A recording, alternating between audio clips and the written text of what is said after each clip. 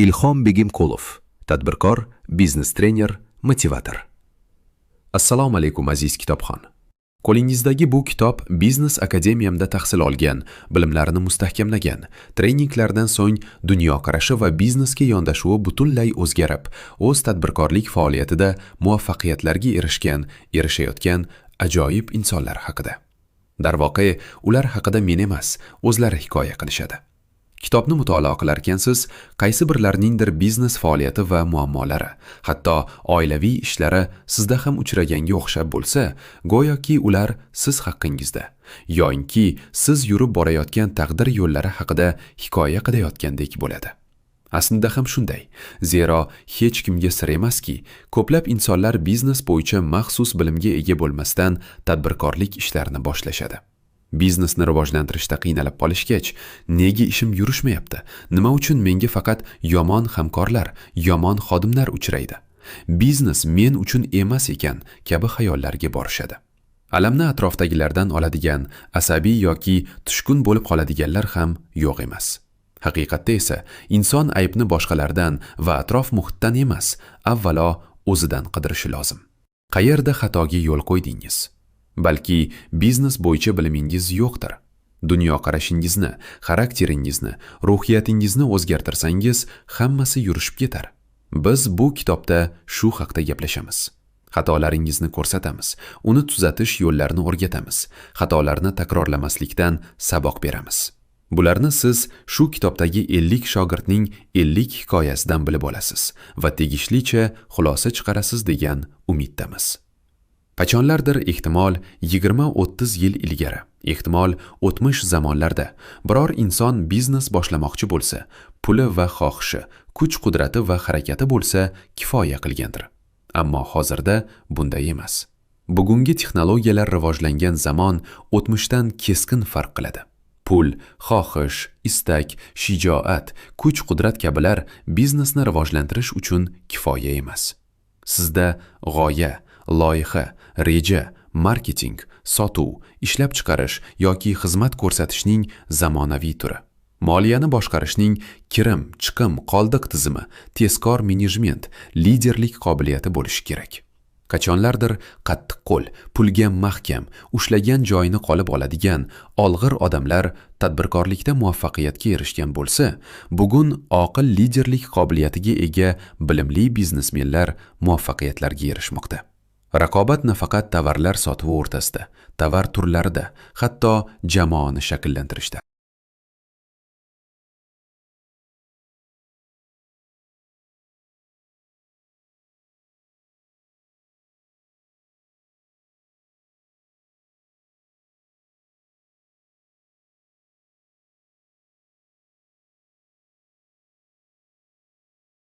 Ham kuchli darajaga chiqqan. Misol uchun, siz biror korxona ochdingiz va ishchi xodimlarni ishga qabul qilib, jamoa shakllantirdingiz. Siz haddan tashqari qattiq qo'l, har bir so'mni hisoblaydigan, ishchi xodimlarning boshida turib ishlatadigan shaxssiz. Ishchi xodimlarga yuqori maosh belgilab, bepul tushlik, bayram kechalari, sayohatlar kabilarni ham joriy etgansiz. Ammo biznes va uni boshqarish masalasida bilimingiz yetarli emas. Bilimsiz ham biznesni eplayman degan xayoldasiz. Raqobatchingiz esa sizdan yuvosh, yoshi ham kichik, tashqi ko'rinishi ham ko'rimsizgina, ovozini ham birovga balandlata olmaydigan shaxs. Siz bir oyda $5000 daromad ko'rasiz. Mana, boyman, biznesmenman, korxonam bor, har oyda $5000 ishlayapman deb kerilib yuribsiz. Raqobatchingiz esa sekinasta oyoqqa turadi. Zamonaviy biznes bo'yicha bilimlarini ishga solib, marketingni rivojlantiradi. Jamoa uchun yuqori oylik maoshni emas, qiymatni yaratishga intiladi. Moliya bo'limining hisob-kitoblari ham kirim, chiqim, qoldiq formulasi asosida jahon standartlariga shakllantiriladi. Korxonani ham, biznes tizimini ham, moliyaviy ishlarni ham avtomatlashtiradi. Qizig'i, u hammasini biznesni tizimlashtirish orqali bajaradi. Uning biznesi tizimli va uning marketing, sotuv, ishlab chiqarish, moliya bo'limlari risoladagidek ishlab turadi. Raqobatchingiz asabiylashmaydi. Raqobatchingiz hech kimga baqir-chaqir qilmaydi. Raqobatchingiz hatto korxonasiga har kuni kelmasa ham biznesi yurib turadi, rivojlanaveradi. Chunki u joriy etgan tizim shunday. Ishchi xodimlari ham xo'jayindan gap eshitmaslik uchun ishlashim kerak. Xo'jayin dam olishga ketibdi.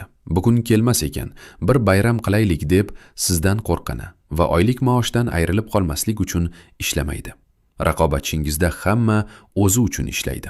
Ularning boshida turish va ishlatish shart emas. Siz $5000 topyapman-ku, men zo'r odamman. Hammaning jilovini mahkam ushlaganman.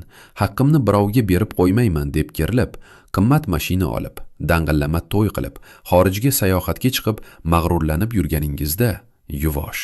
Ammo bilimli raqobatchingiz biznesni $50,000 daromadga yetkazadi. Siz dam olishga chiqqaningizda ham telefonda tinimsiz buyruqlar berib, bir nimalarni talab qilib, bir nimalarni rad qilib o'tirganingizda yuvosh raqobatchingiz xotirjam dam olib o'tirgan bo'ladi. Uning ishlab chiqarish bo'limini o'zi uchun ishlaydigan xodimlar boshqaradi. Uning marketing bo'limini ham o'zi uchun ishlaydigan xodimlar yuritadi. Xullas, uning biznesi usiz ham ishlayveradi. Siz tovarlaringizni sotadigan xodimga $1000 maosh belgilagan bo'lsangiz, yuvosh raqobatchingiz unga qiymat yaratib berib, shuncha sotsangiz, daromadning shuncha foizi sizniki degan. Natijada yuvosh raqobatchingizning korxonasida ishlashni sizning xodimlaringiz ham orzu qila boshlaydi.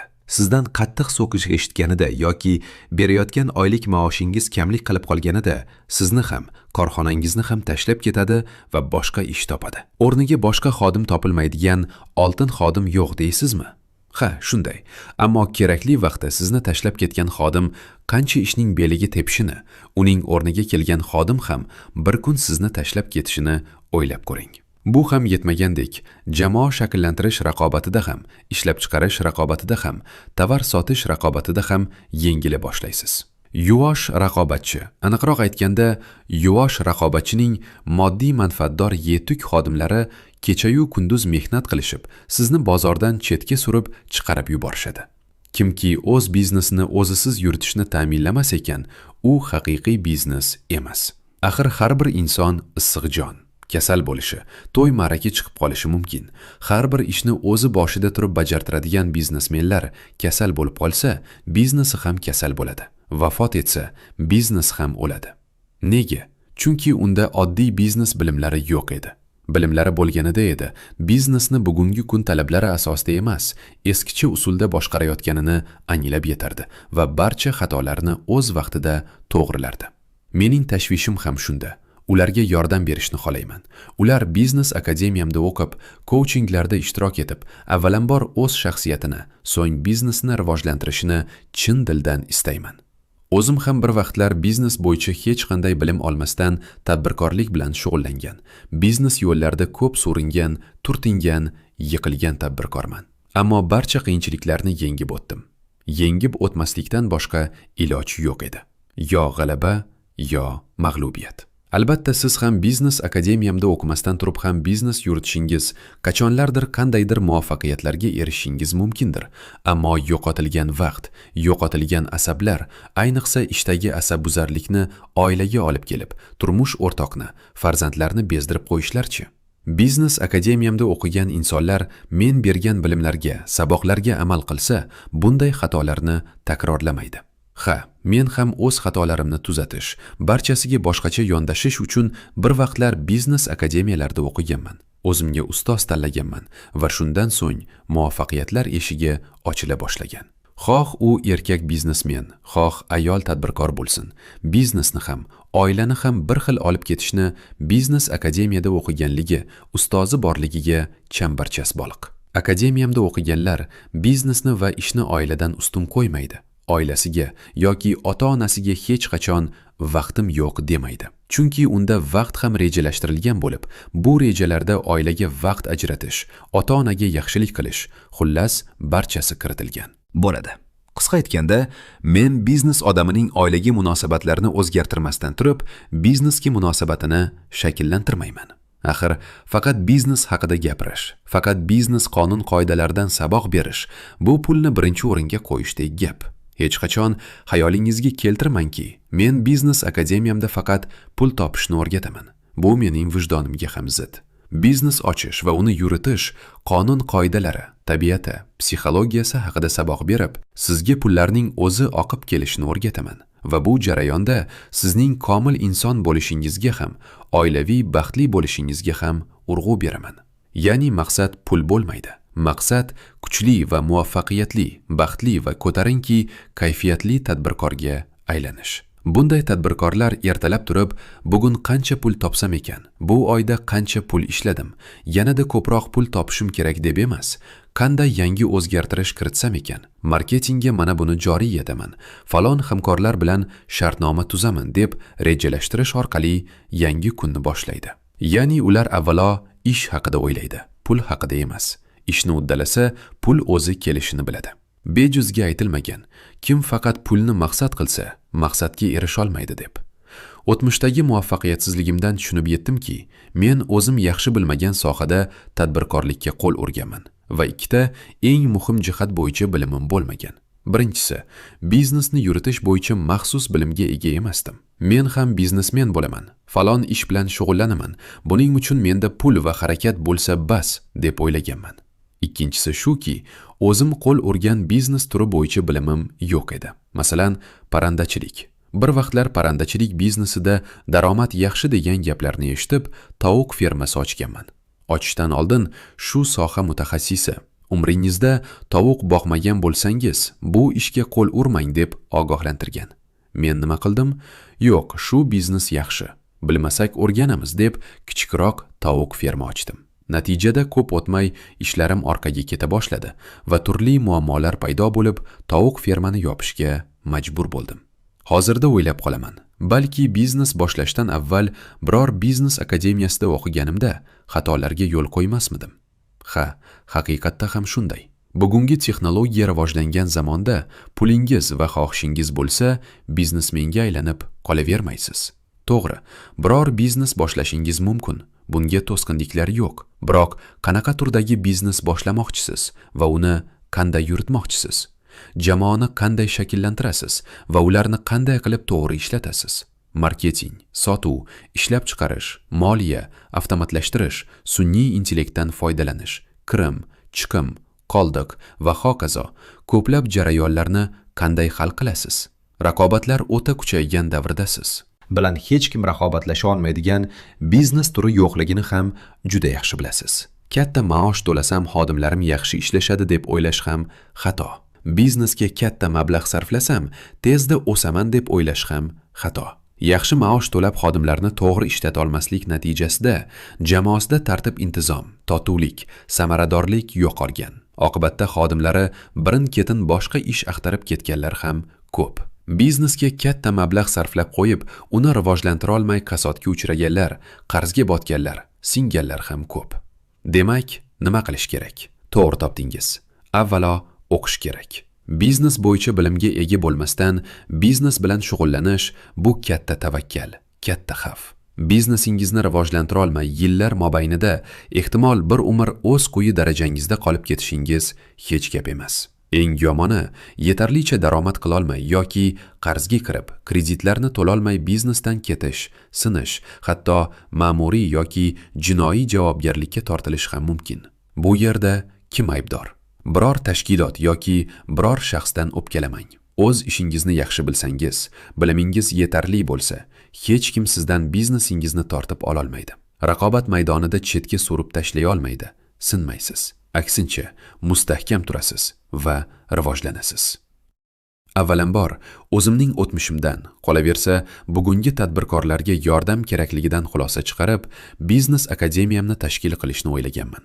Dastavval bitta-ikkita videoroliklar tayyorlab, YouTube ijtimoiy tarmog'iga joyladim. Odamlar negativ kommentariylar yozgach, ko'nglim sindi. Natijada biror ish qilmoqchi bo'lsam, odamlar bunisiga nima derkan deb o'ylaydigan bo'ldim. Biroq kunlarning birida anglab yetdimki, muammo boshqalarda emas, o'zimda ekan.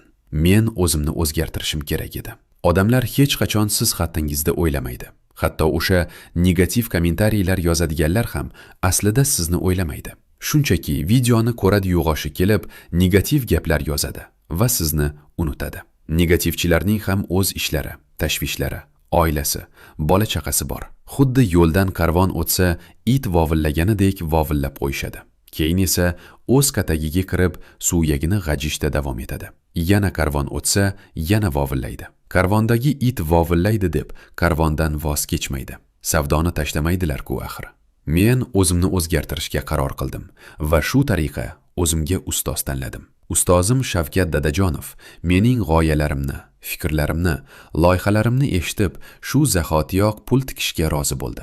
Aslida men ustozimdan pul so'ramagan edim. Shu g'oyalarga, shu loyihalarga nima deysiz deb fikrlarni bilmoqchi, maslahat olmoqchi edim xolos. O'shanda tushunib yetdimki, odam o'z ustida ishlasa, yangi loyihalar, biznes g'oyalar o'ylab topsa, ularni bajarishga, uddalashga harakat qilsa, pul o'zi keladi. Maqsadi faqat pul bo'lgan odam esa o'zi ko'zlagan pullarga erisha olmaydi. Demak, maqsad ish bo'lishi lozim. Ishni eplaganda ham chin ko'ngildan, yurak xotirjamligi bilan halol eplagan odamga pulning o'zi keladi, kelaveradi. U pul haqida tabiiy ravishda o'ylamay qo'yadi. Yana shuni aytishim mumkinki, Biznes Akademiya mening bizneslarimdan biri emas. Mening biznesim o'zimga yetarli va men o'z bizneslarimdan ortmasligim, kimgadir nimadir o'rgatishga vaqt ham, imkon ham ajratmasligim mumkin edi. Lekin menga, yuragimga, qalbimning tub-tublariga nimadir yetishmasligi sezilib turardi. Aslida ham shunday. Biznesmenlarimizning xatolarini takrorlab, yillarini, hatto butun bir umrini muammoni bartaraf etishga sarflashlarini istamadim. Ularga o'rgatish kerak edi. Ularda biznes bo'yicha bilimlarni shakllantirib, tadbirkorlik olamida qiynalmasdan, ruhan ezilmasdan, toliqmasdan, oilasini ham qiynab qo'ymasdan javlon urishlari uchun yordamim darkor edi. Ayniqsa ayol tadbirkorlar. Erkak ko'cha odami, erkak ishidan ortmaydi. Ertalab ketib, kechqurun qaytadi deyiladi. Bu muammoning ham yechimlari bor va yo'l-yo'riq ko'rsataman. Ammo xotin-qizlarchi?